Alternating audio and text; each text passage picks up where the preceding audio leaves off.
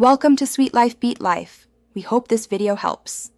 In this video, I will explain how to file income tax returns using Tally Prime. First, ensure all your financial transactions are accurately recorded in Tally. This includes all income, expenses, and asset details.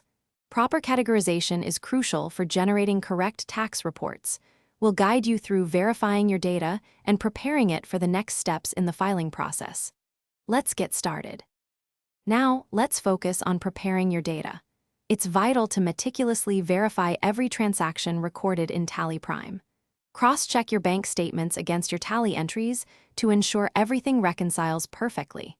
This step helps catch any discrepancies before generating your reports. Make sure all ledgers and groups are correctly configured to reflect your financial position accurately. This thorough preparation saves time later.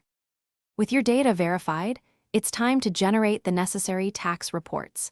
Navigate to the Income Tax Report section within Tally Prime. Carefully review the generated reports for any inconsistencies or missing details. This is your last chance to make corrections before exporting. Once satisfied, export the reports in the specific format required by your tax authority. This ensures a smooth transition to the final filing stage.